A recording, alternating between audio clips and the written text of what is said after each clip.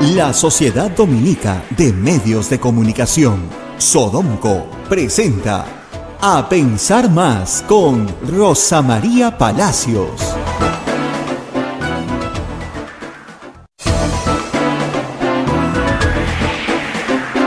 Muy buenos días, señoras y señores, bienvenidos a Pensar Más con Rosa María Palacios, a través de las emisoras de la Sociedad Dominica de Medios de Comunicación. La Sociedad Dominica de Medios de Comunicación está integrada por Radio Santa Rosa en Lima, Radio Santo Domingo en Chimbote, Radio San Martín en Arequipa, Radio Cepagua en Ucayali, Radio Quillabamba en La Convención y Radio Madre de Dios en Puerto Maldonado. Son emisoras dominicas del Perú que siempre están a su servicio.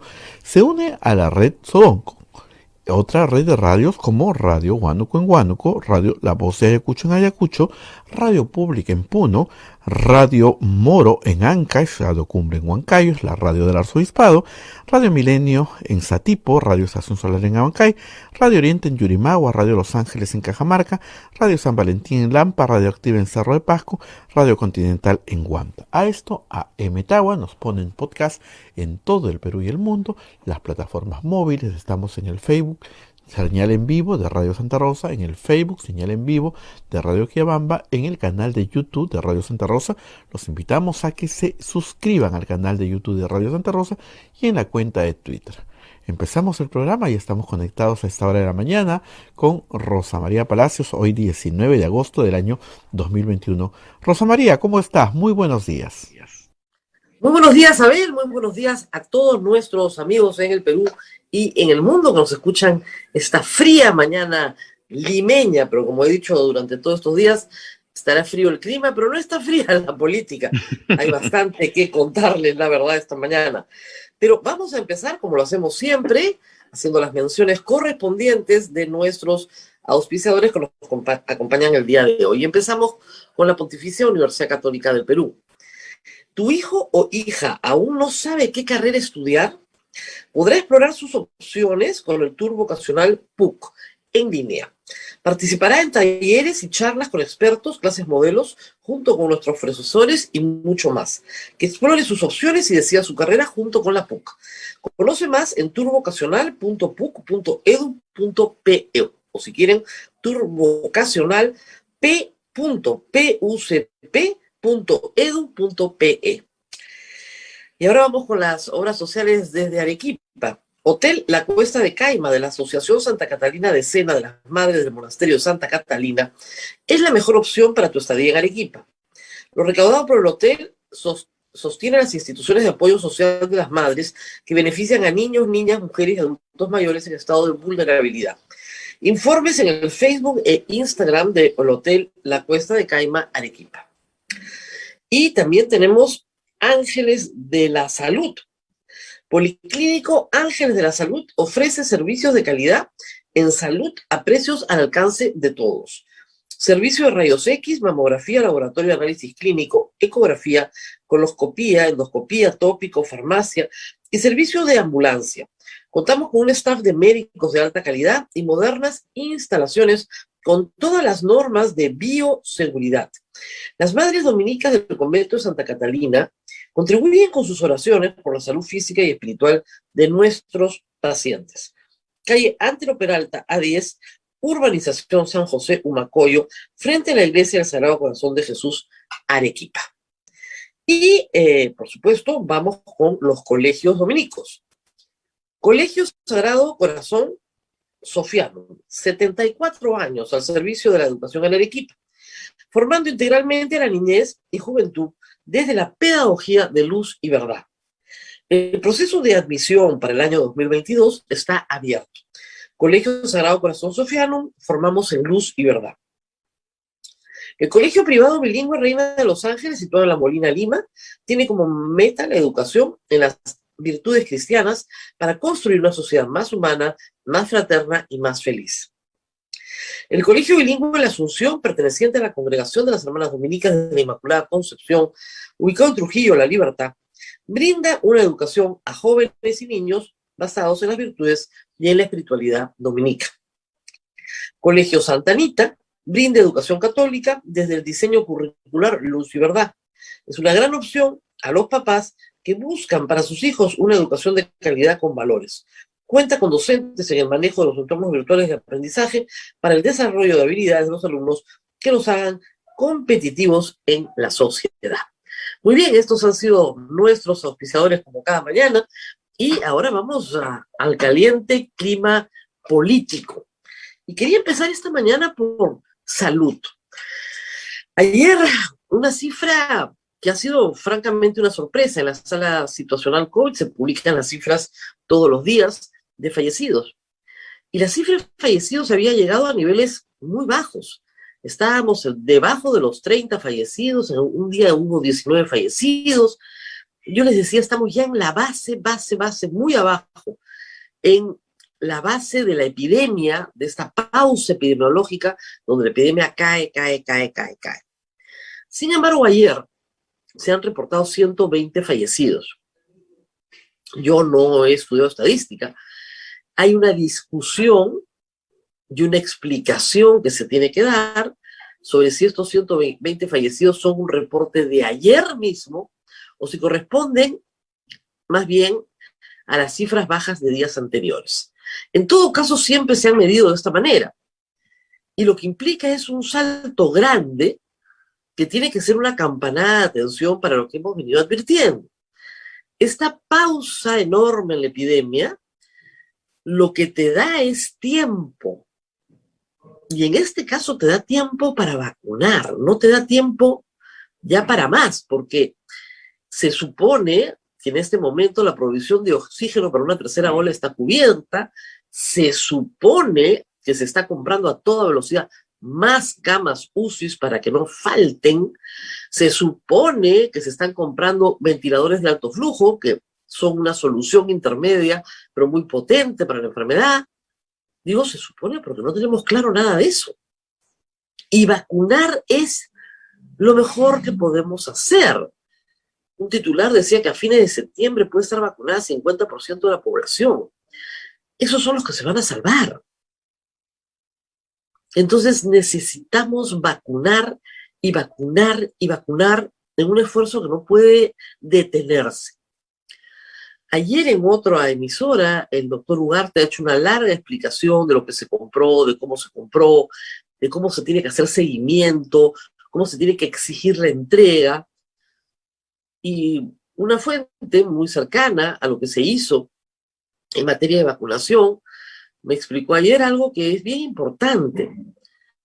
El éxito que ha tenido la vacunación se debe al trabajo de 3 personas en el Estado peruano durante los últimos meses. En primer lugar, el ministro de Salud, Ugarte. En segundo lugar, el ministro de Relaciones, Alan Wagner, que tiene un peso extraordinario en la escena internacional y que puede hablar con presidentes, con cancilleres y con laboratorios y ofrecer garantías del Estado peruano. Los laboratorios no están vendiendo a particulares, por más que se insista, bueno, por ahí hay alguien que quiere hacerlo. ¿Por qué? Porque los laboratorios quieren la garantía de cada estado de que no van a ser denunciados por consecuencias adversas tratándose de una vacuna de emergencia. Y esa garantía es central para que proceda la vacunación. Esa garantía te la ofrece un canciller que tiene peso. No uno que está pensando en cómo hacemos para ser eje de Cuba, ¿no? Y Alan Wagner fue ese hombre. Y el presidente de la República.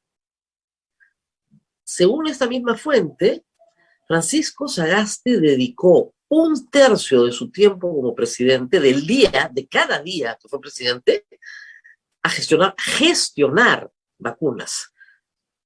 Llamar directamente a presidentes de otros países, a laboratorios, llamar directamente a personas que conoce en el Banco Mundial, en el Banco Interamericano de Desarrollo, es decir, a mover todos sus contactos en el planeta para que lo ayudaran a poner al Perú en una posición de prioridad para los laboratorios del mundo que nos surten. Ese esfuerzo dejó 80 millones de vacunas compradas, pero necesitas un seguimiento una marcación muy firme. No está saliendo el embarque. ¿Dónde está el embarque? ¿Por qué no llega? Han comenzado a haber atrasos. Y claro, si pones a un canciller que el tema no le interesa o no lo entiende, a un presidente que no, lamentablemente, no puede levantar el teléfono y llamar a nadie, nuestro presidente, con todo cariño y respeto, el único país del extranjero que conoce es Bolivia. Nunca ha salido del Perú. Va a viajar ahora, me alegro mucho, espero que el Congreso le dé el permiso para ver un poquito el mundo, para tener un poquito de roce internacional. El problema es que aquí nos estamos jugando la vida. Ese es el problema. Entonces, no pueden poner a un canciller como oveja. Circulaba ayer la idea de que iban a poner a un ex embajador del Perú en Venezuela, el señor Luis Raegada. Yo les recomiendo con todo cariño que no lo nombren canciller. De verdad, es una recomendación, no es una amenaza, solo digo, no lo nombren canciller porque les aseguro que no va a durar. Y hay poderosas razones para que no dure. Es una persona que no tiene los antecedentes correctos para ser canciller del Perú. Busquen a un diplomático de carrera que pueda tener el peso internacional suficiente para poder dirigir una operación del calibre que significa mantener el flujo, el suministro de vacunas al Perú a la velocidad que hay que tener. Que pueda pelear, como yo he peleado tantas veces, por la vacuna pediátrica. Una vacuna que permite que los niños regresen al colegio con absoluta seguridad y que está a puertas de ponerse en el mercado. Los ensayos clínicos de la vacuna pediátrica ya están en curso en los Estados Unidos para Moderna y para Pfizer. Y acá ni siquiera se habla del tema. Y hay asociaciones, colectivos de padres ya desesperados porque sus hijos regresen al colegio con toda razón y con todo derecho, porque la verdad que los chicos no hayan ido al colegio ha sido un sufrimiento para los chicos y para sus padres. Pero necesitamos tener un horizonte claro en materia de salud pública. Y el ministro Ceballos, por más buena voluntad que tenga y esfuerzo y todo lo demás, porque no lo está haciendo mal, estamos organizando una vacunatón para este fin de semana, no tiene el peso internacional que tienen sus antecesores. Y no se puede comprar sin la Cancillería. Eso se tiene que entender claramente. El Ministerio de Salud solo no puede. Y lo explicó ayer el ministro Ugarte. Yo solo no podía nada. El canciller es el que me da la posibilidad de acceder y gestionar y negociar, porque es una negociación internacional, donde, como les repito, el tema central es que los laboratorios no sean demandados por consecuencias adversas de las vacunas. Y esa es la única condición con la que te venden. La discusión no es tanto el precio, la discusión es la responsabilidad posterior. La humanidad se está vacunando con vacunas de emergencia porque tiene que salvar vidas, porque en el costo-beneficio la vida es muchísimo mayor que la secuela. Si no estás muerto. Y tenemos que vacunar a todos los peruanos. Y el problema con el que les digo es que esta campanada de ayer llega a la tercera ola. Hoy día el comercio tiene en su titular, tal vez un poco exagerado, todos los indicadores de COVID están mal. Porque claro, se está vacunando menos gente y esperábamos vacunar más gente. Para salvar a la mayor cantidad de personas posibles hay que vacunar 1,5 millones de personas a la semana. Con 10 semanas tienes 15 millones de vacunados más de los que ya tienes. A ver, vamos a volver a hacer los números para que todos los tengan claros, ¿ya? Los mayores de 18 años en el Perú son 24 millones. Somos 24 millones. En el padrón electoral son 25, ¿no es cierto? Pero hay 1 millón de peruanos que viven en el exterior, que votan en el exterior. Entonces, son 24 millones. Tú tienes que vacunar al 70% para que la enfermedad, para que no te venga una ola, para que te venga un tumbito, ¿no? Y la enfermedad siga matando, pero muy bajo, a muy bajo nivel. Y puedas contenerla, puedas contenerla, puedas contenerla. Muy bien. El 70% de 24 millones son 16.800.000 peruanos, ¿ok? Que tienen que recibir 2 dosis. Saquemos la Johnson Johnson por ahora, ¿ok? ¿Cuántos millones de pinchazos tienes que dar? Casi 34 millones de pinchazos. ¿Cuántos millones de pinchazos ha dado el Perú? 16 millones. Ojo, para el 70%, ¿eh? En realidad, si sumas, son 48 millones y ya hemos dado 16 millones. Estamos al 30% de la población hoy. Necesitamos 40% más. O sea, se necesita todo lo que se ha hecho de febrero a la fecha y un poco más para poder contener la enfermedad. ¿Lo podemos hacer en 10 semanas? Sí. Si tienes la vacuna, sí. Si tienes la vacuna, sí. Pero implica tener 1 millón de vacunas a la semana para poder vacunar a 1 millón de personas por semana. Y ojo, no estoy incluyendo a los menores de 12 a 18 años que ya fueron incluidos. Entonces, el desafío es enorme. ¿Se puede hacer? Se puede hacer. Yo siempre lo dije desde marzo, una de las pocas cosas que el Ministerio de Salud hace muy bien, con estándares internacionales buenísimos, mejor que países desarrollados, es vacunar. Y el Ministerio de Salud, y las clínicas privadas, y todo, lo hacen estupendamente bien. Saben vacunar, pueden vacunar, y lo van a hacer muy bien. Y además, felizmente, porque han salvado miles de vidas de niños en el Perú, la vacunación es todavía apreciada. Yo estaba en Estados Unidos, donde en Florida no habían llegado todavía, me parece que estaban llegando recién al 60% con las vacunas disponibles, ¿eh? Todavía hay gente que no se quería vacunar. Y esa gente que no se quería vacunar es la que estaba llenando las UCIs. Esa es la que se estaba muriendo. Es una epidemia de no vacunados en este momento en Estados Unidos. Terrible, pero terrible.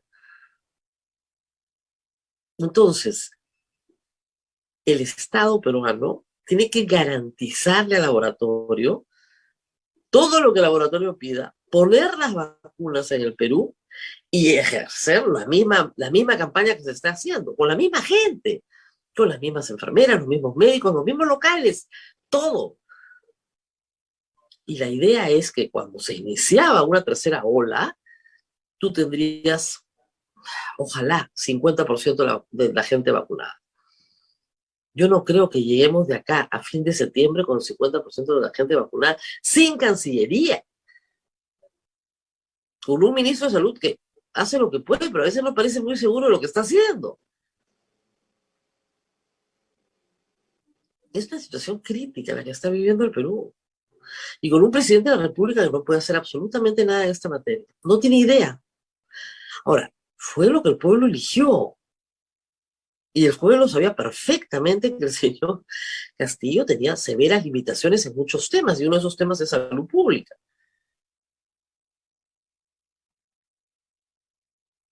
Tenemos que exigir que el Estado peruano continúe en esta lucha. Y en este momento podemos exigir que se ponga en la Cancillería a un diplomático de carrera que tenga peso internacional. Se especuló que era Manuel Rodríguez Cuadros, ayer se dijo que no. La información que yo tengo es que Manuel Rodríguez Cuadros jamás juramentaría en un gabinete con Bellido. Así de claro. Si Bellido es el problema, entonces que saquen a Bellido. Y acá, reitero, nos estamos jugando la vida a todos. Bueno, Abel y yo ya estamos vacunados, ¿no es cierto? Su mamá está vacunada, la mía también, estamos más tranquilos, mis hijos están vacunados, pero para millones de peruanos esa no es la situación. Tenemos que seguir usando mascarilla, lavándonos las manos, todas las disposiciones que hay, mantener la distancia, etcétera. Por supuesto, ahora ya se puede ir a una tienda, ya se puede uno tomar un café en un restaurante, ha mejorado la calidad de vida, ¿no es cierto? Puedes salir caminando a la calle tranquilo, con tu mascarilla, pero tranquilo. Todavía tenemos toque de queda, pero las condiciones de vida han mejorado mucho comparadas con las de agosto del año pasado. Pero, pero, enorme, viene la tercera ola. Esta enfermedad, estas epidemias, vienen por olas. Así es. Y recuerden ustedes que la segunda ola en el Perú fue mucho peor que la primera. Nos agarró sin vacunas. 30% de la población vacunada no está mal. Y probablemente un 30 o 40% de la población que ya tuvo la enfermedad. Pero lo que necesitamos es que toda la población esté a salvo. Porque si no vamos a volver a tener 100.000 muertos de nuevo. O 80.000. 50.000, ¿les parece bien? No, ¿no? Muy bien. ¿Qué más tenemos que decir? Bueno, que el gabinete, por supuesto, el gabinete está en problemas. Hay una moción de censura presentada por Renovación, están corriendo firmas para presentarla, admitirla a trámite y censurar al ministro del Interior por una razón formal que no es poca cosa. El señor sigue siendo fiscal. Y como sigue siendo fiscal porque nadie le ha aceptado la renuncia, no puede ser ministro del Interior. Hay 17 mociones, una es de censura y otras 16 de invitación a distintos ministros para que informen de distintas cosas, empezando por el presidente del Consejo de Ministros. Empezando por el presidente del Consejo, que ni siquiera ha ido, y va a ir el próximo 26, en teoría, a pedir la investidura. Se le está exigiendo, y cada día con más constancia, al presidente de la República que cambie apellido, que se zafe de Sarrón y que se olvide de la Asamblea Constituyente. Juan Carlos Tafur lo pone ayer como las 3 condiciones. Yo estoy casi convencida a estas alturas de que si Bellido va a ir a pedir la investidura, los votos van a ser no. Y que acto seguido proceden a vacar al presidente de la República. Lo único que está esperando el Congreso es que esa decisión tenga apoyo popular.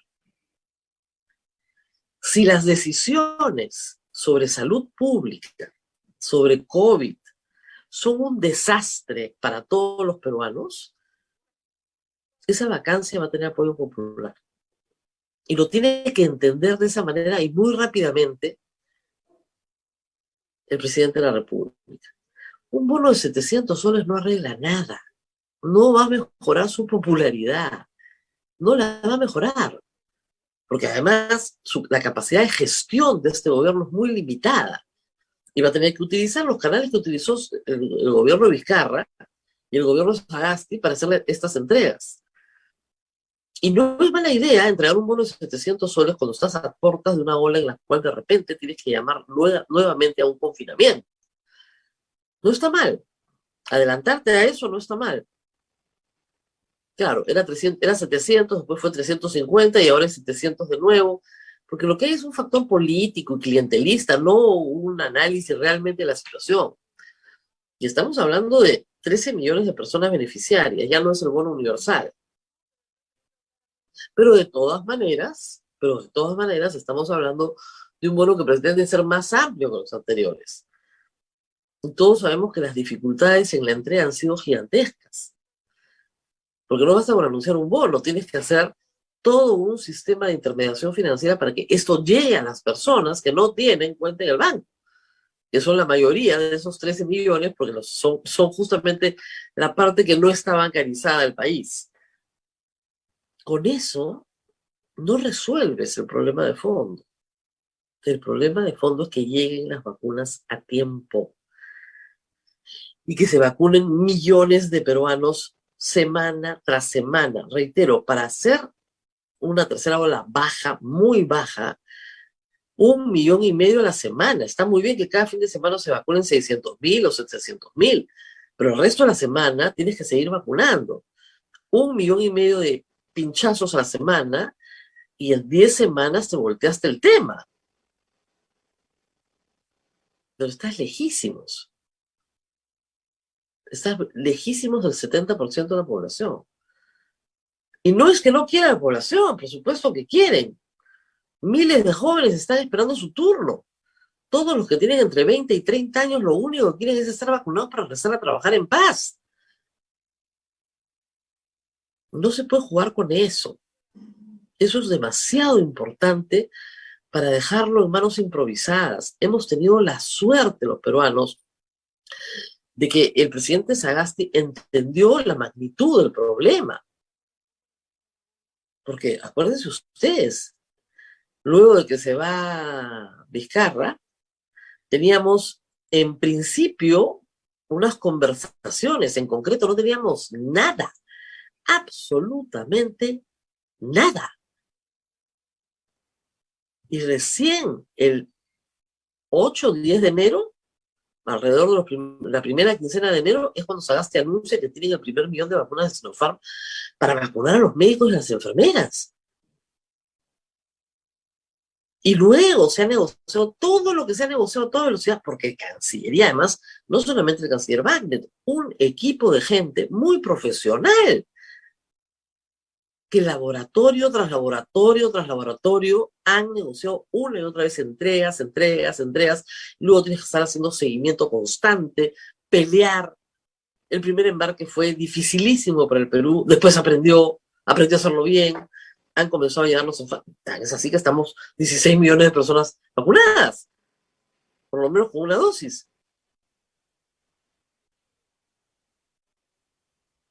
16 millones de personas no, por lo menos se han puesto 16 millones de pinchazos. Hay 7 millones de personas vacunadas con las 2 dosis. Pero necesitas correr a otra velocidad. Esto es terrible. Y antes de conversar, hoy día vamos a saltar de estos temas tristes peruanos y vamos a hablar de otros más tristes. Vamos a hablar de lo que pasa en Afganistán. Va a estar con nosotros Francisco Belaúnde. Pero, ¿por qué? Porque, miren, el mundo es más grande que Lima, Perú. El mundo es más grande que la política limeña que se mueve alrededor de la Plaza de Armas. O sea, hay mucho más en el mundo que tenemos que ver y vamos a aprovechar hoy día para hacerlo. Pero no quería dejar de mencionar esas imágenes tan desagradables de la seguridad del presidente de la República empujando a una reportera de Canal 7, de TV Perú, del canal del Estado, que lo único que estaba haciendo era hacer su trabajo. El presidente declaraba a una reportera de Canal N, y con toda razón la reportera de Canal 7 quiere también poner su micro. La seguridad la jalonea, la levanta para atrás, y ella vuelve a intentarlo, y se la llevan cargada. Castillo ni se inmuta, pero no hace nada. La reportera de Canal D sigue haciéndole preguntas, a ver qué byte le saca, no le puede sacar mucho, y los camarógrafos van adelante grabando la escena, entonces todo está grabado. Seguridad del presidente tiene muchísima experiencia, es muy profesional. No entiendo por qué han hecho eso. No había ninguna razón para hacerlo. Y porque además el maltrato a periodistas mujeres no se puede volver una constante en este gobierno. No es la primera vez. Durante la campaña pasó lo mismo con una periodista canaleña. Entonces, y ahí sí, soliviantando a la gente contra ella, y la gente persiguiéndola en la tolva de una camioneta con su camarógrafo. O sea, no es la primera vez. Pero estas imágenes son absurdas, además, absolutamente injustas, porque Castillo estaba declarando a otro medio. ¿Por qué no podía declarar a los dos a la vez? ¿Qué cosa? El Servicio de Seguridad del Presidente defiende la exclusiva de Canal N. Es absurdo, todo es absurdo. Espero que le pidan disculpas, que el presidente de la República haga que su personal de seguridad le pida disculpas por haberla tocado siquiera. Tocado. Yo entiendo que el Servicio de Seguridad del presidente, evidentemente, ante una amenaza de daño físico, si llega una persona, pues corriendo con un arma, ¿no? Desconocida. Está corriendo con un micrófono que dice TV Perú. ¿Qué creen que es? ¿Qué creen que es? ¿No los entrenan un poquito mejor? En fin. El presidente de la República está declarando en este momento, dice que sobre el próximo canciller tenemos varias personas, dice. No creo. ¿Que sirvan para canciller? No creo. No hay. Hay bien que quieran juramentar con Bellido como canciller, perdón, como presidente del Consejo de Ministros, menos. Se va reduciendo la lista. Puede ser que consiga un canciller decente, que es lo que necesita el Perú para esta hora tan delicada en cuanto a las vacunas, si saca a Bellido. Pero no le da la gana, puede sacar a Bellido, porque es el candidato de Cerrón. Y Cerrón lo dice, ¿no? Yo solo he puesto a dos, ¿ah? Ya no puede poner a ninguno. El partido ha puesto, no es el partido, ha sido él. ¿Qué partido? El partido es una entelequia, es él el que toma las decisiones. En fin. Vamos a hacer una pausa y regresamos, Abel, para hablar de qué está pasando en Afganistán. Este país tan lejano del Perú, pero que aportó al idioma una palabra que se usa justamente cuando una persona es absolutamente fanática y radical. Talibán. ¿Qué cosa es un talibán?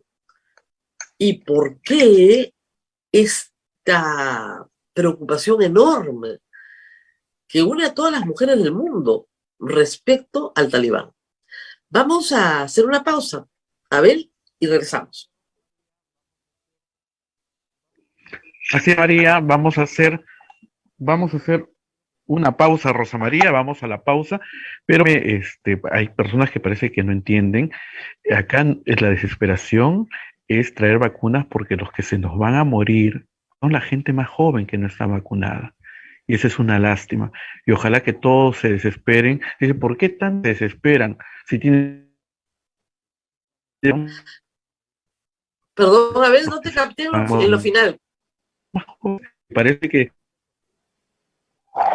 parece que estas personas que dicen eso no tienen sobrinos, hijos, no tienen... Estoy muy preocupado porque todo el equipo que me rodea, que nos rodea acá en Radio Santa Rosa es joven, ¿no? Y todavía no se han vacunado. Y esa es una gran preocupación.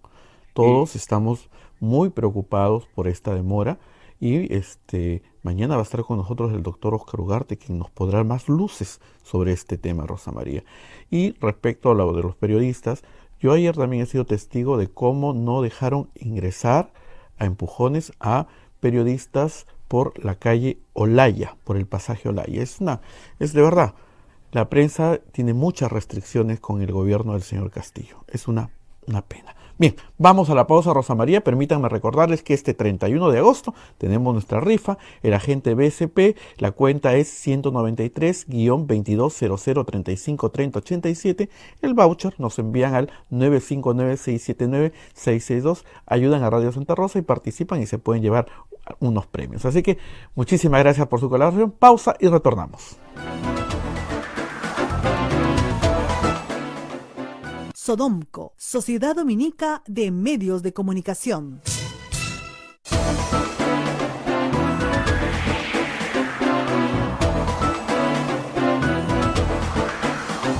Continuamos con A Pensar Más a través de las emisoras de la Sociedad Dominica de Medios de Comunicación. En Lima, Radio Santa Rosa; Chimbote, Radio Santo Domingo; Arequipa, Radio San Martín; Ucayali, Radio Cepagua; La Convención, Radio Quillabamba; Puerto Maldonado, Radio Madre de Dios; en Huánuco, Radio Huánuco; Ayacucho, Radio La Voz de Ayacucho; Puno, Radio Pública; Ancash, Radio Moro; Huancayo, Radio Cumbre; Satipo, Radio Milenio; Huancay, Radio Estación Solar; Yurimaguas, Radio Oriente; Cajamarca, Radio Los Ángeles; Lampa, Radio San Valentín; Cerro de Pascua, Radio Activa; Huanta, Radio Continental. AM Tahuas nos ponen podcast en todo el Perú y el mundo, las plataformas móviles, el Face de Radio Santa Rosa, el Face de Radio Quillabamba, el canal de YouTube de Radio Santa Rosa. Suscríbese a nuestro canal, la página web www.radiosantarosa.com.p. Rosa María, adelante. Bueno, en este momento está el presidente de la República declarando en Ancón con un grupo de periodistas y se ha puesto así pico a pico con los periodistas, cosa que no se veía. Parece que alguien le dijo que por fin tenía que salir a hablar y ha dicho sobre, están preguntando pues quién va a ser el próximo canciller, ¿no? Y dice que levante la mano quien es puro acá. Si ese va a ser el criterio, estamos advertidos. O sea, como diciendo, acá todos somos, estamos mal, ¿eh? O sea, nadie tiene un currículum limpio, pues, ¿no? Tampoco se pueden exigentes. Levante la mano quien es puro acá. Bueno, vamos a tener que revisar estas declaraciones seguramente durante todo el día y mañana poderlas comentar con más amplitud. Le han preguntado también sobre la presencia de Cerrón y ha dicho que el que toma las decisiones es Pedro Castillo, pero los periodistas han estado muy, muy fuertes, los reporteros que están acompañando una actividad en este momento en Ancón que acaba de terminar. Levante la mano quien es puro acá. Nos queda clarísimo, y él no levantó la mano, ¿no? Nos queda clarísimo, si así, ese es el estándar para buscar ministros, Madre Santísima. Bueno, ya estamos con Francisco Belaunde, con el que vamos a hablar de el mundo.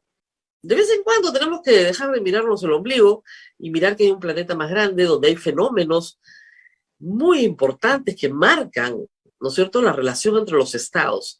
Y Afganistán, este país que nos queda tan lejano a los peruanos, tiene una historia muy larga, muy compleja además, en la cual termina siendo un escenario del enfrentamiento de dos grandes potencias, de la Unión de Repúblicas Socialistas Soviéticas cuando todavía existía y Estados Unidos, y que hoy termina un capítulo muy largo, los últimos 20 años, de la presencia de tropas norteamericanas y el regreso de los talibanes al poder. ¿Qué significa todo esto? Vamos a conversarlo con Francisco Belaunde. Muchas gracias por estar con nosotros. Hay que abrir el micro. El micro no está abierto. Ahora sí, gracias Rosa María. Gracias por la invitación. Muy bien. Yo sé que esto es medio complicado, pero me gustaría que nos lo cuente, porque es una historia muy interesante además, que nos puede decir mucho a los latinoamericanos. ¿Qué es Afganistán? Bueno, empecemos por ahí. ¿Dónde está? Bueno, para empezar, Afganistán es un país, es un país que está ubicado, está rodeado de una serie de países importantes, ¿no?, que tienen un rol importante en la política internacional en la región, ¿no? Pakistán, Irán, por ahí están Tayikistán, en fin, una serie de otros países, ¿no?, que forman parte de una región que finalmente es una región que tiene cierto peso, ¿no? Ahora, el problema que tiene Afganistán es que, bueno, para empezar, es un país, yo siempre lo digo en mi programa, es un país que es la mitad del tamaño del Perú y tiene 34 millones de habitantes, ¿no? O sea, está más poblado comparativamente que el Perú, ¿no? Ahora, es un país también muy diverso desde el punto de vista étnico, ¿no?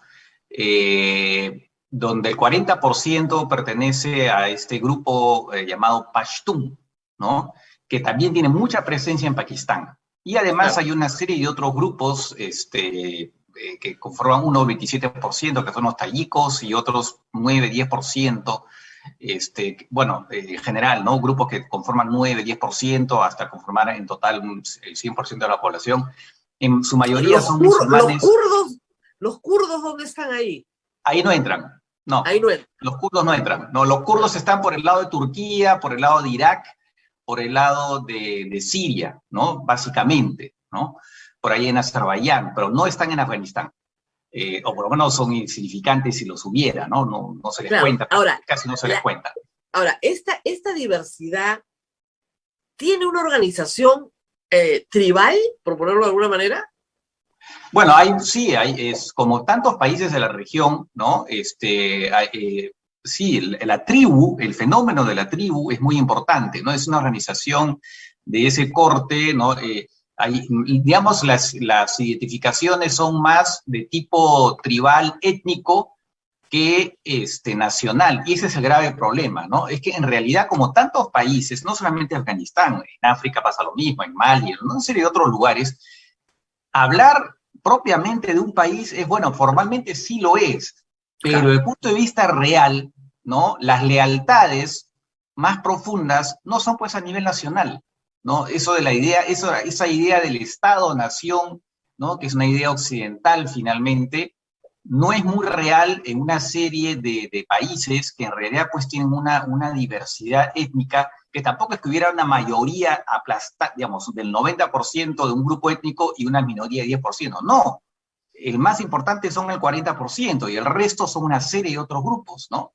Entonces, claro, hablar de un país claro, formalmente lo es, pero en realidad pues es un territorio donde conviven una serie de personas sumamente complejas que cuando se han mantenido unidas en realidad ha sido a la fuerza, básicamente a la fuerza, ¿no?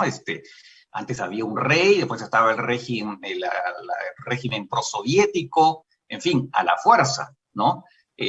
Así sucede, pues, en una serie de otros países. Por eso que esa pretensión norteamericana, ¿no? Del famoso nation building, ¿no? De construir estados, era absolutamente arrogante, ingenua, ¿no? No tenía mucho sentido. O sea, yo creo que los norteamericanos cumplieron ok con luchar contra Al-Qaeda, debilitar gravemente a ese grupo, incluso matando a su líder fundador, pero la parte de nation building, ¿no? de hacer de Afganistán un estado viable, pues a mi modo de ver, y que no soy el único, era una partida que estaba perdida desde el inicio, ¿no? Ahora, empecemos más atrás. Afganistán, como dice, la primera, digamos, noticia importante que tenemos es que tiene un Estado prosoviético alentado, patrocinado, subsidiado por la Unión Soviética, ¿verdad? Sí, claro.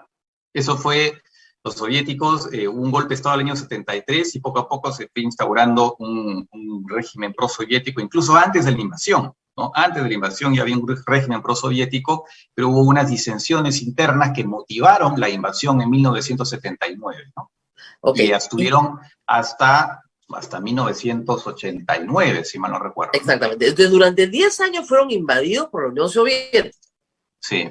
¿Ok? Entonces, primero un régimen prosoviético, luego una invasión franca, ¿no es cierto? Entonces se convierte en un satélite más del eje soviético. Y ahí, ¿cómo ingresan los americanos? Ya, los americanos ingresan cuando se producen a ver, ellos estuvieron ayudando, para empezar, los norteamericanos estuvieron ayudando a los grupos que, eso es bien importante, dicho sea de paso, yo siempre recomiendo películas. Hay una película que se llama Charles Wilson con Tom Hanks, donde explica cómo los norteamericanos, un senador norteamericano, en historia real, ¿no?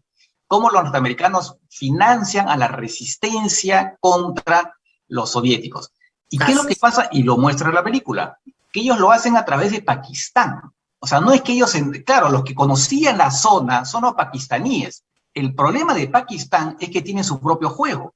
Y ellos estaban mucho más, digamos, enviaban el dinero a los grupos radicales musulmanes, ¿no? En ese momento nadie se preocupaba por ellos, eso no importaba, no existían, no estaban en el esquema. Lo que importaba era luchar contra los soviéticos. Entonces, en vez de darle dinero a los moderados, ¿no? Pakistán se los daba a sus clientes, que eran los más radicales de todos, eran los más radicales. Y entre ellos, precisamente lo que vendrían a ser los antecesores inmediatos de los talibanes, precisamente, ¿no? Entonces fue una... Entonces, lo primero que hay que decir es que cuando la Unión Soviética logra tener preponderancia en Afganistán, la CIA, es decir, los Estados Unidos, ahora que está de moda hablar de la CIA en el Perú, ingresa a Afganistán a través de los grupos más radicales de resistencia a lo soviético,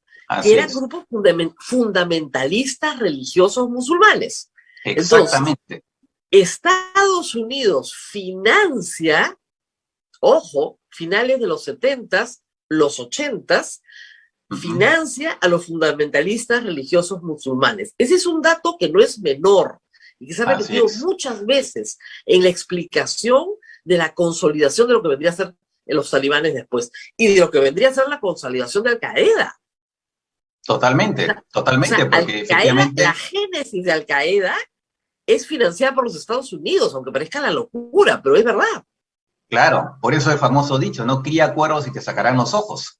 Y eso es exactamente lo que ha pasado, ¿no? Y lo que pasa es que eso es simplemente porque, bueno, había el objetivo ¿no? Efectivamente, de la Guerra Fría, de la lucha contra los soviéticos, pero claro, y no conocía mucho más de lo que estaba pasando adentro, ¿no? Claro, el y asunto que movió los hilos fueron los claro, pakistaníes.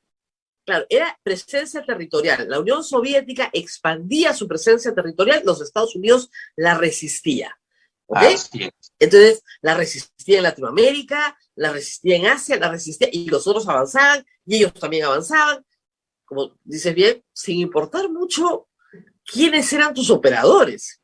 El asunto es que, bueno, como todos sabemos, 1989, cae el muro de Berlín.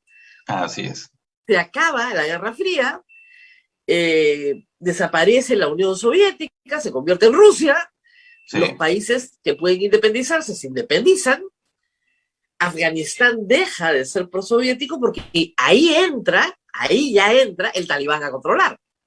Estos grupos el talibán en realidad toma el poder después, ¿no? Claro. Toma el poder después, pero porque lo tomó el poder, pero ya se instaura pues una guerrilla que también busca ir más allá de tomar el poder, ¿no? Hay enfrentamientos entre diferentes grupos y también entre señores de la guerra que son étnicamente muy diversos, ¿no? Y los talibanes al final se hacen de poder en 1996, ¿no? Y gobernaron 5 años. Claro, pero una vez que la Unión Soviética deja de financiar este proyecto y los Estados Unidos ya no tienen ninguna razón por la cual seguir financiando a la resistencia se organiza y 7 años después toma el poder. Pero se organiza sobre la base del entrenamiento, las armas, la logística, la educación recibida por el Servicio de Inteligencia de los Estados Unidos, lo cual es una locura. Pero bueno, y acá entra, y es muy importante explicar el factor religioso. En estos warlords, estos señores de la guerra, ¿qué peso tiene este fundamentalismo religioso? Bueno, el fundamentalismo religioso es sobre todo de determinados grupos. Muchos de los señores de la guerra en realidad son señores feudales, si se quiere, ¿no? El tema religioso es de parte de varios grupos, entre los cuales al final el que va imponiéndose que es lo que serían los talibanes, ¿no? Y para ellos es que sí, pues uno dice la religión ya no pesa en la política, pues sí, pues. O sea, ellos son de verdad, son religiosos. Algunos piensan que todo lo que pasa en el mundo obedece por decir, a cuestiones económicas, juegos de ese tipo. No, la religión sí es un factor. Esas son personas que de verdad son fanáticos, pues. Esa es la realidad de las cosas. Son fanáticos. Y entonces, y lo hemos visto también con el Estado Islámico. Dicho sea de paso, los talibanes están en guerra con el Estado Islámico, no están en la misma, ¿no? Ya, sería bueno hacer un paréntesis y explicar eso, por favor, porque para el público peruano es sumamente confuso. A ver, ¿qué es el Estado Islámico? A ver, ¿qué pasa? Los talibanes, que son en realidad, pues, son radicales fundamentalistas, por supuesto que también tienen enfrentamientos con otros radicales fundamentalistas, ¿no? En estos momentos que son el Estado Islámico. Más bien, en una época, sí, cuando estuvieron en el poder, ellos apoyaron a Al-Qaeda, que se celebró otro grupo fundamentalista que tenía un objetivo de lucha contra los occidentales, ¿no? El objetivo de Al-Qaeda era liberar a las tierras musulmanas de la presencia occidental, lo que implicaba también luchar contra los regímenes locales aliados de los occidentales, ¿no? ¿Y eso qué implicaba? También cometer atentados donde los infieles, en particular en Estados Unidos, ¿no? Ese es lo de Al-Qaeda. Los talibanes son una manifestación más bien local, pero claro, ellos sí, pues, apañaron totalmente a los de Al-Qaeda. digamos, les hicieron, digamos, los mantuvieron ahí y por eso es que Estados Unidos ataca a Afganistán, ¿no? Ahora, Porque, ¿por qué? Sí, no, claro, ya después las Torres Gemelas todavía no hemos llegado ahí, Estados ya. Unidos invade Afganistán, pero digamos, el Estado Islámico, ¿qué es hoy? El Estado Islámico es un grupo que es una, ya hemos hablado de Al-Qaeda, ¿no? ¿Qué pasa? Que Al-Qaeda se expande en el mundo, sobre todo en el mundo musulmán, a través de lo que se llaman una suerte de franquicias, ¿no? Ah. Se van creando grupos que tienen bastante autonomía, pero que responden finalmente a la matriz, que estaba en ese momento en Afganistán, a Bin Laden. Ahora, ¿qué pasa? Gracias también a los norteamericanos, otra vez los norteamericanos, ellos invaden Irak en 2003, ¿ok? En Irak gobernaba un monstruo que era Saddam Hussein, pero ese monstruo no era un fanático religioso, ¿no? Era creo que se ha congelado la imagen. No, te estoy escuchando perfectamente. Ya. No, que veía. Ya, bueno, ese señor, no era era un laico, era un izquierdista, en fin, ¿no? Nacionalista, ¿no? Y con él no había, pues, presencia prácticamente de islamistas, ¿no? Porque su régimen era un régimen autoritario, en fin. Cuando entran los norteamericanos y se crea ese tremendo vacío de poder, es ahí donde entra Al-Qaeda. Entra Al-Qaeda a Irak, ¿no?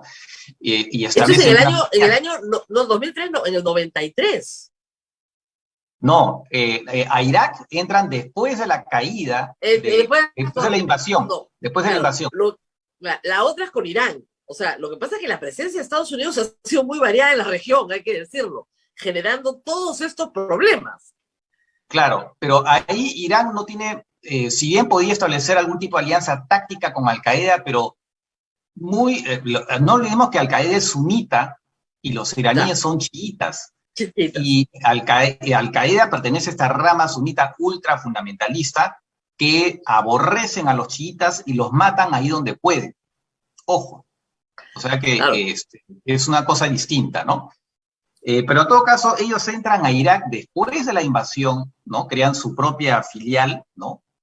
En Irak, gracias a los norteamericanos, porque crearon un vacío de poder. Y no solo eso, los norteamericanos disolvieron el ejército de Saddam Hussein, que en gran parte estaba compuesto por sunitas, ¿no? ¿Y qué pasa? En las cárceles, en estos campos de estas prisiones amplias, se encontraron gente de esta, digamos, de esta filial de Al-Qaeda, y los del gobierno, los militares, ¿no? Gente de servicio de inteligencia, sunitas, porque Irak tiene una mayoría chiita, pero tiene una minoría será pues el 30% de sunitas, y se encuentran ahí y hacen una alianza, ¿no? Y el otro punto importante es que esa filial de Al-Qaeda se separa de la matriz para crear un grupo aparte que es el que después se convierte en el Estado Islámico, ¿no? Y se convierte en un grupo independiente. Para que tengan, el Estado Islámico es una decisión de Al-Qaeda. Totalmente, así es. Es una decisión. También, pero una decisión. Claro, es una decisión, claro. Así es. Porque sí tiene el Estado Islámico, sí tiene sunitas al final, ¿no?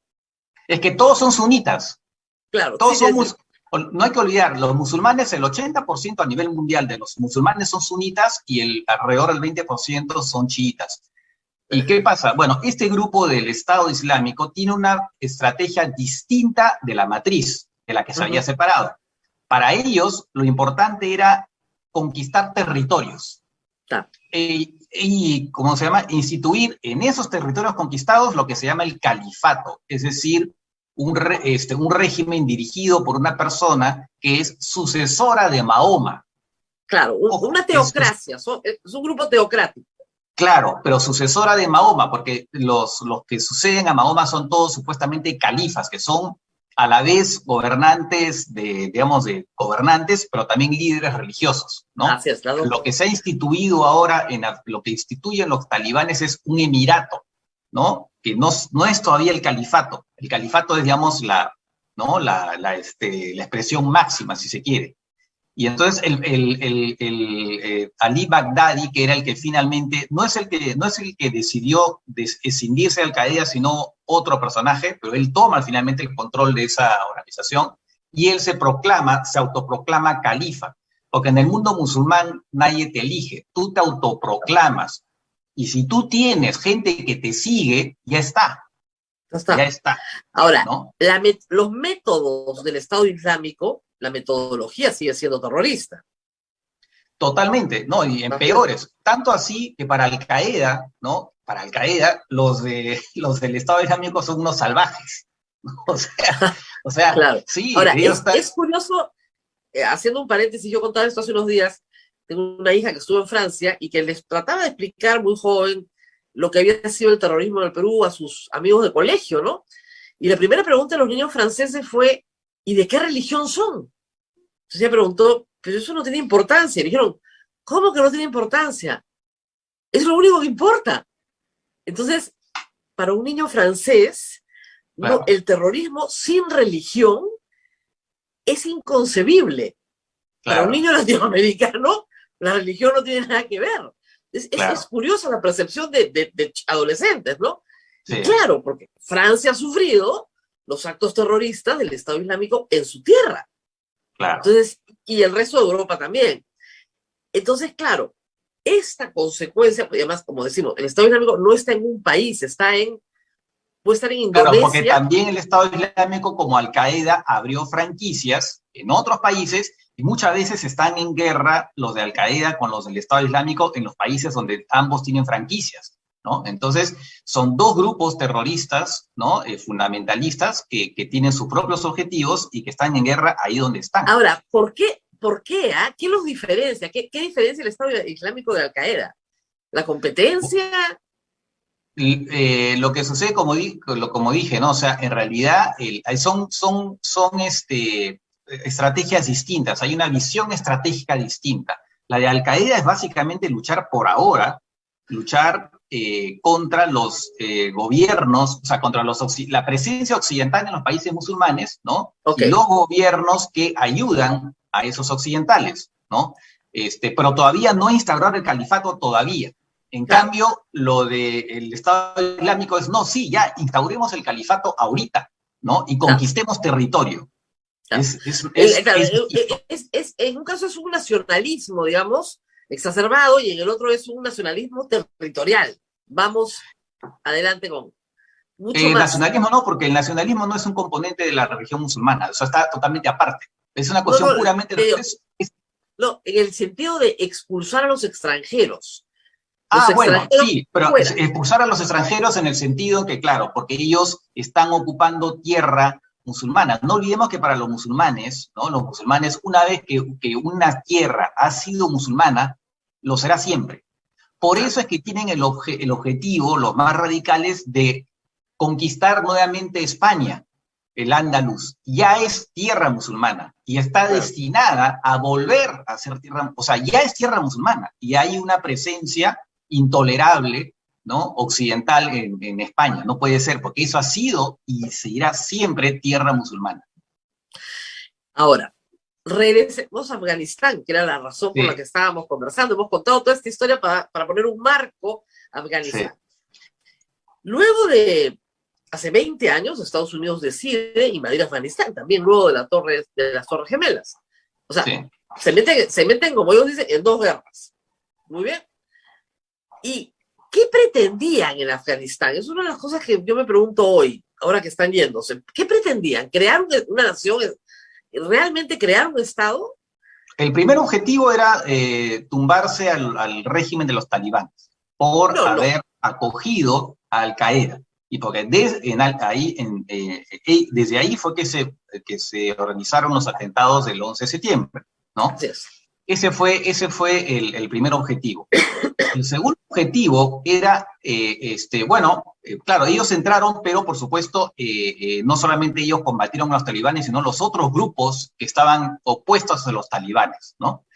Entonces, el segundo era, pues, hacer de lo que ellos decían, lo que se llama nation building, ¿no? O sea, hacer de Afganistán un estado viable, ¿no? Para que de alguna manera se convirtiera en una especie de zona digamos, que ya no generara problemas, que ya no preocupara, y sobre todo había esta idea de un grupo, y ahí que entran en escena, un grupo bastante curioso norteamericano llamado los neoconservadores, que eran unos personas que tenían la idea de que Estados Unidos, después de haber ganado la Guerra Fría, tenía todo el derecho, ¿no? Estaba legitimado para imponer la democracia y el capitalismo en el mundo, y en particular en el mundo árabe, en el mundo musulmán, árabe musulmán, ¿no? Porque recordemos que Afganistán no es un país árabe, ¿no? Claro. Pero en todo caso en el mundo musulmán, ¿no? Y ellos pensaban, ¿no? Que sí, que Estados Unidos podía hacer eso y llevarles por la fuerza la democracia y el capitalismo a todos estos países, ¿no? Y eso es lo que claro, y convertirlos en países viables. Entonces fue un proyecto loco, un proyecto absolutamente loco de estos neoconservadores. Una especie de evangelización política, si quiere, ¿no? Como si estamos en el siglo XVIII, vas a evangelizar a las colonias, ya vamos a evangelizar políticamente, con democracia y capitalismo, a países que son feudales o tribales, además. Exactamente, ¿no? Y eso fue en la época de Bush hijo, ¿no? De Bush hijo, y ahí había personajes como Dick Cheney. Hay una película precisamente sobre él, ¿no? Sobre Dick Cheney, ¿no? Donde se explica un poco ese tema, ¿no? Se explica un poco ese tema. Entonces eran alucinados, ¿no? Eran gente un poco realmente alucinada, estos neoconservadores, y eso es lo que los lleva también en parte a invadir Irak. Tenían ese mismo sueño, wet dreams, dirían los norteamericanos, ¿no? Y pensaban que se iba a generar una especie de efecto dominó, ¿no? Que el ejemplo de lo que iban a hacer en Irak iba a inspirar a otros países musulmanes, y particularmente árabes, para democratizarse y entrar al mundo moderno. Era una especie, pues, una cosa un poco alucinada, soberbia, muy soberbia, ¿no? Porque realmente eran soberbios estos neoconservadores, y ingenuo al mismo tiempo, ¿no? O sea, y al final fue un fracaso absoluto. Al final lo que hicieron fue permitir a Al-Qaeda entrar a Irak, ¿no? Y de ahí sale el Estado Islámico. O sea, fue un desastre. Un desastre. Y en el caso de Afganistán es peor, porque es el regreso del talibán al poder. Claro, ahí, ya no sé si es peor, porque por otro lado entró Al-Qaeda, pero en todo caso es terrible. El resultado es terrible. A ver, el resultado es terrible porque el proyecto, porque esa idea de hacer de Afganistán un estado viable, pues estaba condenado al fracaso, y menos aún desde afuera, ¿no? Estaba condenado al fracaso desde el inicio. No iba a pasar. Es verdad que se han producido una serie de avances en Afganistán, mucha gente que no iba a la universidad ahora está yendo, muchas mujeres que no tenían prácticamente acceso a la universidad, pues ahora, ¿no? Centenares de miles. Claro, pero por el regreso, lo único que han generado y que se está discutiendo hoy es la evacuación de millones de personas que tienen que salir de Afganistán. Claro, y precisamente muchos de estos que han entrado, y muchas mujeres que han entrado a la universidad, ahora lo único que quieren es irse, porque saben que, ¿no? Saben, o en todo caso temen, con toda razón seguramente, que pues ya no se les va a permitir ir a la universidad, aunque ahora los talibanes dicen, no, sí van a poder estudiar, en fin. Por ahora, como dice, todas son palabras, ¿no? Habrá que ver en los hechos, ¿no? Porque no es exactamente lo que ha estado pasando ahí donde ya habían tomado, estaban controlados desde hace ya varios meses las cosas. ¿Por qué Biden, que ha tratado de justificar su decisión, toma esta decisión? O sea, hace 20 años o hace 10 años, alguien pudo haberle creído a Biden y decir, bueno, regresemos a Afganistán, podemos hacer una vida acá, ¿no? Va a haber democracia, va a ser más o menos occidental. Y hoy tiene que estar parado en un aeropuerto viendo cómo hace para escapar. ¿Por qué Biden retira, en el primer año de su gobierno, retira a las tropas de los Estados Unidos y dice, nos vamos? ¿Por qué? Bueno, para empezar, Biden hace mucho tiempo que decía que ya esto era insostenible, mucho tiempo se gastaban muchos recursos, ¿no? Muchos recursos, habían muerto norteamericanos, que eso no llevaba a nada, ¿no? Dos, había un consenso en la clase política norteamericana, también en la población norteamericana, que ya muchas guerras, Estados Unidos estaba metido en demasiadas guerras y que ya era tiempo de cortar este asunto. Y ahí aparece Donald Trump.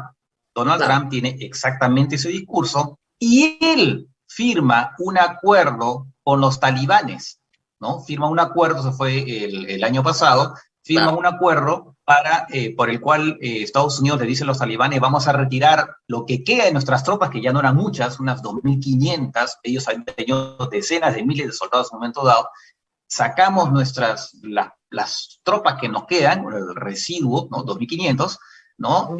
A cambio de que ustedes se comprometan a ya no más albergar, apañar a grupos terroristas como Al-Qaeda, ¿no? Y Okay. además a que ustedes se, digamos, firmen, digamos, busquen la paz con el gobierno actual de Afganistán. O sea, lo que está haciendo finalmente, lo que ha hecho Biden es cumplir el acuerdo que firmó Donald Trump para que desde mayo ya no hubiera ninguna tropa norteamericana. Solo claro, pero la idea era que iba a haber una transición pacífica. Lo que sucede es que en Estados Unidos nadie imaginó, ¿no? Tampoco los servicios de inteligencia, aunque tal vez en los últimos tiempos estaban comenzando a notar que algo no estaba bien, nadie imaginó prácticamente que se pudiera caer tan fácilmente, ¿no? El régimen una vez que los norteamericanos se fueran. Eso, el mismo Biden decía, sobre la base de lo que le decían sus servicios de inteligencia, ¿no? No, estos por lo menos se van a poder mantener 1 año y medio, ¿no? Nadie imaginó que en unas cuantas semanas todo se evaporara. ¿Y por qué se evaporó? Porque simplemente ya prefirieron ya ni combatir. ¿Por qué han caído tan fácilmente? Porque al final ya ni combatían, le entregaban simplemente todas las ciudades, ¿no? Y los soldados se iban a sus casas y dejaron de combatir. Y eso te demuestra la debilidad de ese Estado, ¿no? Que intentaron construir con alfileres, claro, prácticamente los norteamericanos. Y además, finalmente, que la fortaleza y la popularidad estaba con los talibanes. Por lo menos, sí, en otro caso tenían lo suficiente, ¿no? Además ellos hicieron alianzas locales, porque todo es, a muchos el poder se construye ahí, sobre todo a nivel local, alianzas, ¿no? Con grupos, con tribus y cosas, y van construyendo, forjando así una especie de alianza, que incluso van más allá a veces de los propios pashtunes, ¿no? Ellos han podido incorporar a gente que ni siquiera era pashtun. No olvidemos que los talibanes son básicamente pashtunes, ¿no? Ahora, sí. en este nuevo, digamos, nueva llegada de los talibanes al poder, ¿qué han ofrecido? Han ofrecido moderarse. Ellos firmaron un acuerdo finalmente con los Estados Unidos. Sí. Un acuerdo bueno, me imagino que no amparan grupos terroristas, expulsaron a Al-Qaeda, son sus enemigos. ¿Se puede esperar desde el punto de vista, digamos, internacional, un Estado que también proteja otros grupos terroristas, o tú crees que eso ya está acabado para Afganistán? Yo creo que ellos van a tener cuidado porque saben que si eso pasa pueden ser atacados, bombardeados, pero de todas maneras la idea de un emirato islámico es muy seductora para muchos radicales musulmanes en varias partes del mundo y en la región, ¿no? Entonces, ellos se van a convertir de todas maneras, ¿no? En una suerte de imitación. Entonces, habrá que ver qué pasa en particular con grupos radicales que existen en los países vecinos también. Claro, ¿no? Ahora, van a tener porque también hay talibanes, por ejemplo, en Pakistán. Ojo, hay talibanes en Pakistán también. Lógico. Yo tenía un amigo pakistaní que me decía, si yo quiero desaparecer, me voy para el norte. Sabía perfectamente que lo desaparecían. Entonces, sí que, ¿cómo hacer para desaparecer? No, me voy al norte, ay, mi gente me desaparece. Pero, digamos, claro que hay talibanes en el norte de Pakistán. Pero en el caso de Afganistán, no van a asumir una forma democrática de gobierno. Eso está clarísimo, ¿cierto? Por supuesto que no. Claro que no. No va a haber elecciones, ni ni separación de poderes, ni legislativo No, ejecutivo. Estamos hablando de un grupo, digamos, fundamentalista religioso, que lo sigue siendo, que toma el poder e instaura en nuestros términos una dictadura, un régimen autoritario, una autocracia, sí, donde el líder sí. es líder religioso, líder político, pero no llega a ser califa, sino emir. Este emir Así es. de este grupo, ¿quién va a ser? ¿Y hay un liderazgo claro? Sí, hay uno que asumió. Lo que pasa es que había un líder antes que murió, otro que fue asesinado. Hay uno que en este momento se me ha ido el nombre, pero hay uno sí que digamos, de alguna manera ha asumido la vocería. Se me ha ido el nombre en estos momentos. El Claro. mulá, no me acuerdo el nombre. Pero sí, hay uno que emerge un poco como el que va a ser el líder de este emirato, digamos, ¿no? Claro, pero ahí es bien interesante también entender que como no hay elecciones, hay alguna forma en la cual uno lidera sobre otro. Y Sí, ese bueno, mundo, hay una especie de consejo, ¿no? Hay unos consejos propios de ellos, ¿no? Donde finalmente siempre hay uno que toma la ascendencia por factores carismáticos, porque tiene de repente más poder, ¿no? más Ahí surge, apoyo. es un poco como, sí, en realidad es claro, son pequeños consejos donde siempre hay uno, ¿no? Que logra reunir el respaldo de los demás y que de repente tiene más prestigio. De Ahora, esa forma ya, se forman estos liderazgos, ¿no? claro. Ahora, además tienen el poder militar. Sí, Además, claro.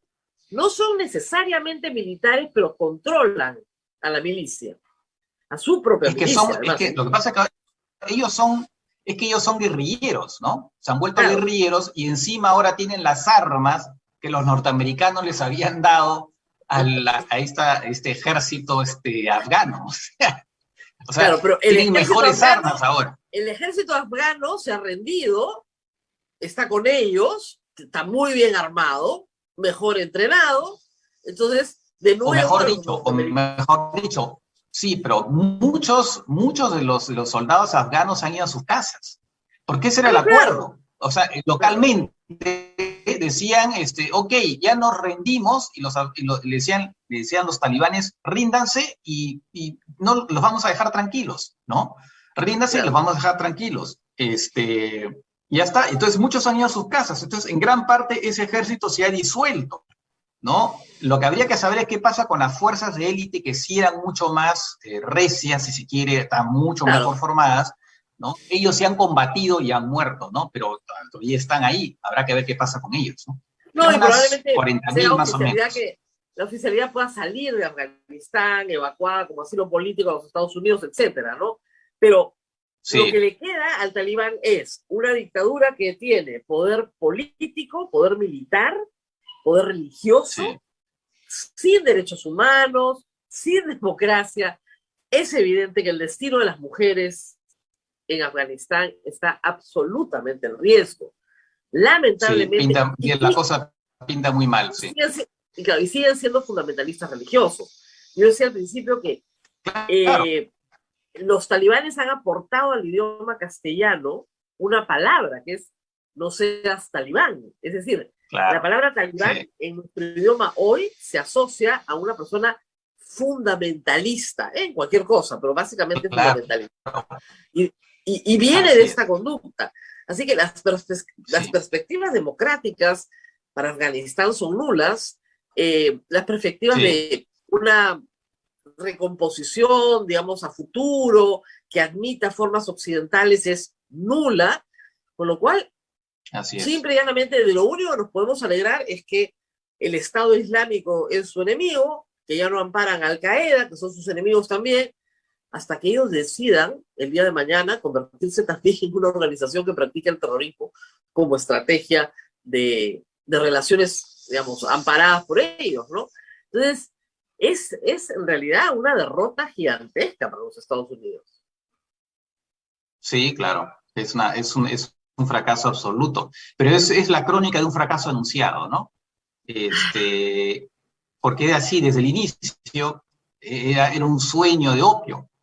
Bueno, claro. Hablando de opio, ahora, de opio, yo soy el principal productor de opio. Claro, ahora, la pregunta que mucha gente se hace durante los 8 años de Obama, ¿por qué no se retiraron ahí? Más bien, en un inicio pusieron más tropas. Obama puso más tropas porque, digamos, la actividad de los talibanes había acrecentado, ¿no? Y todavía, no olvidemos también que en ese entonces todavía no había, ¿cómo se llama? A Bin Laden lo matan en el 2010, ¿no? A su Pero la segundo actividad gobierno. de los talibanes se había acrecentado y entonces hubo una inyección suplementaria de tropas, ¿no? Porque todavía existía esa idea de que, bueno, había que impedir a toda costa el regreso de los talibanes, ¿no? Y tratar de hacer ¿cómo se llama?, de Afganistán un estado viable. Había esa idea todavía, ¿no? Pero bueno, al final pues era un fracaso absoluto y como digo, Biden sí era alguien que ya le parecía que eso, ya en ese entonces le parecía que ya eso no tenía mucho sentido, ¿no? Él estaba convencido de bastante tiempo atrás de que eso no tenía ningún sentido, que era un despilfarro de dinero. Han gastado $1 billón, lo que los norteamericanos llaman trillion, pero para nosotros es un Claro. billón, ¿no? Es una cantidad gigantesca, han muerto 2.400 soldados norteamericanos, más los heridos, en fin.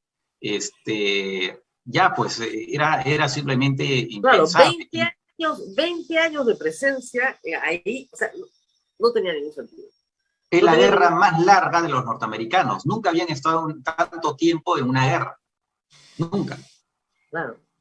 Y además para perderla, porque se tuvieron que retirar. Sí, así es.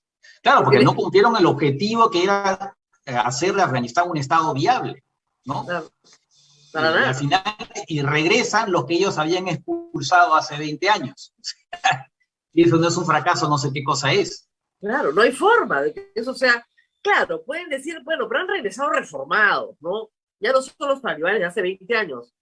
Yo creo, o sea, por la gente que corría en los aeropuertos que hemos visto este fin de semana, pues parece que los locales creen que son los mismos de hace 20 años. Si no, no estarían tratando de abordar un avión de la forma en la que estaban tratando de hacerlo, ¿no? O sea, no, así es, o sea, sí hay una situación de desesperación.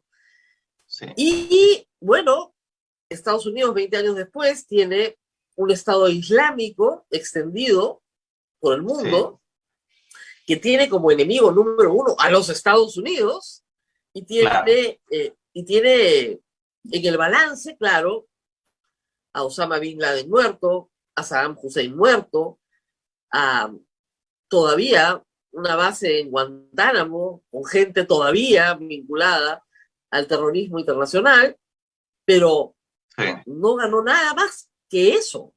Y para los Estados Unidos ha sido una cuenta muy cara, muy, muy cara. Sí, digamos, los resultados que obtuvieron, como que la factura es un poquito alta, ¿no? Gracias. Bueno, ha sido muy interesante conversar con Francisco Belaunde porque, claro, podríamos haber hablado de todo lo que está pasando en la región, pero necesitaríamos un curso entero, ¿no? Porque cada país tiene un problema más grave que el otro. O sea, si hablamos de Siria o hablamos de Yemen, simplemente nos pasaríamos días con las dificilísimas situaciones que se están pasando ahí.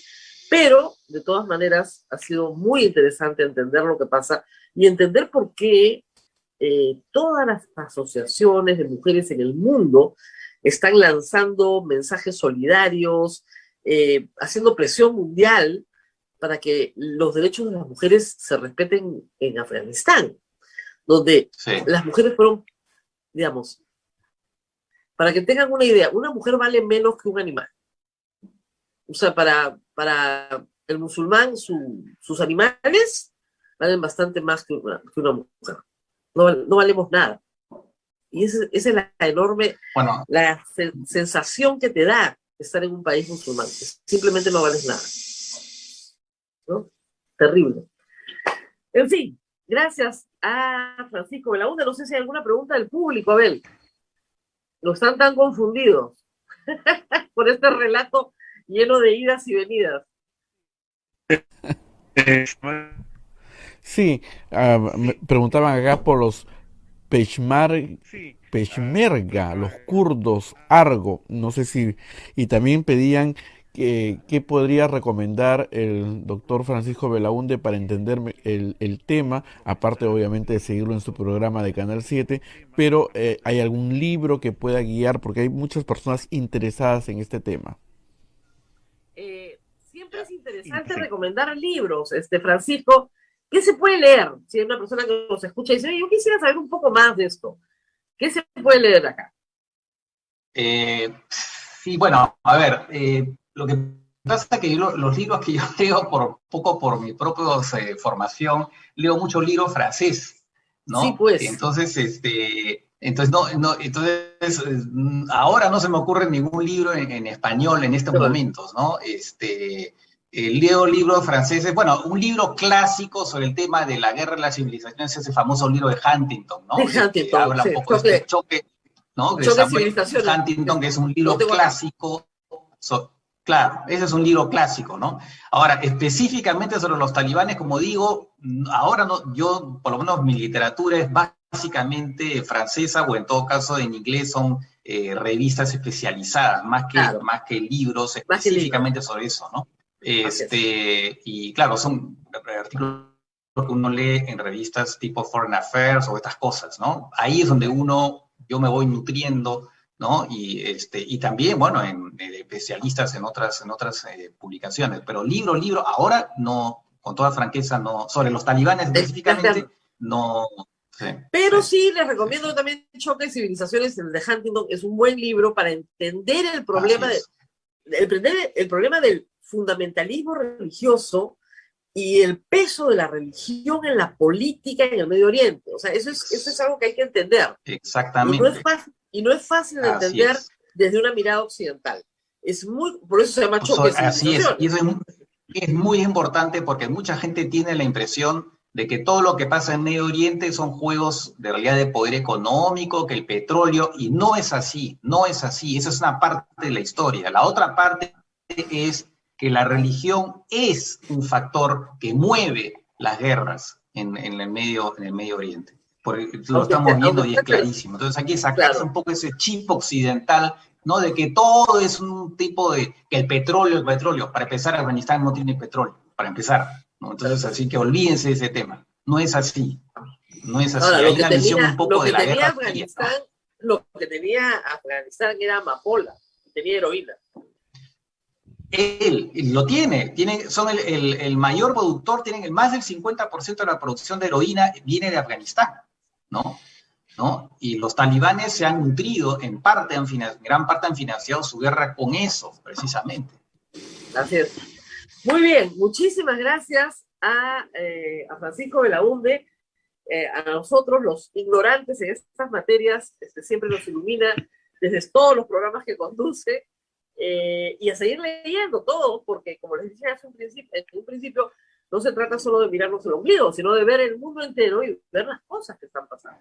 En los países importantes, civilizados, ¿no es cierto?, las noticias de primera plana son siempre internacionales. Y sin ir muy lejos, si uno va a Argentina, en Argentina la nación, su primera plana es siempre internacional. Siempre internacional, porque a sus lectores les interesa el mundo. Cuando a los lectores les interesa el mundo, su mundo local comienza a mejorar, porque se dan cuenta de lo que pasa en el resto del planeta y no quieren que les pase a ellos. Muy bien, gracias por estar con nosotros nuevamente. Nos tenemos que despedir, Abel.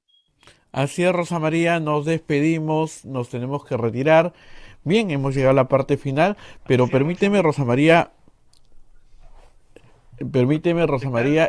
hacer un pequeño recuerdo sobre la rifa, que es el 31 de agosto, estamos a pocos días. Pueden comprar su ticket en el agente BCP, cuenta 193-2200353087, y el voucher lo envían al 959-679-6662. Y aparte, permíteme también compartir con los oyentes, Rosa María, y con esto nos despedimos, el bonito mensaje que ayer sacó el Papa invitando a todos a vacunarnos, y ha dicho que vacunarse es un acto de amor, y ayudar a que otros se vacunen también es un acto de amor. Yo creo que es un mensaje muy bonito que tenemos que difundir bastante. Así es, Rosa María.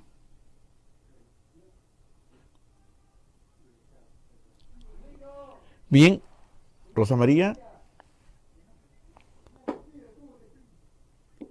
Había apagado mi micrófono porque tengo un taladro frente a mi casa, entonces no quería que se filtrara el ruido. Pero sí, retuiteé el mensaje del Papa anoche, y lo que dice el Papa es lo que tratamos de hacer nosotros todos los días en el programa, que todo el mundo se vacuna. Dice que es el acto más sencillo de amor al prójimo, vacunarse y a tratar de que todos se vacunen. Así que a toda nuestra audiencia que es católica, que sigue al Papa en los consejos prácticos de la vida, el Papa se los dice: por favor, vacúnense, por favor, vayan a vacunarse. Este fin de semana, ya todos los mayores de 35, este fin de semana, ¿no es cierto?, vayan a vacunarse. No es posible que una persona que tiene a su disposición una vacuna no la use. No está bien.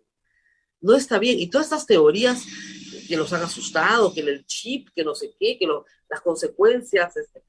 Miren, se han vacunado millones de personas en el mundo y esas millones de personas están vivas. Si usted quiere estar viva en la tercera ola, vacúnese. La tercera ola va a ser una epidemia de no vacunados. Esa es la epidemia que están teniendo ahorita en Estados Unidos y en Europa son epidemias de no vacunados. Lo que nos dijeron de Iquitos, 90% de personas en UCI son no vacunadas. Por favor, vacúnense. Por favor. Muy bien, hasta mañana, Abel. Hasta mañana, Rosa María. Cuídate mucho. Nos reencontramos mañana. Chao, chao.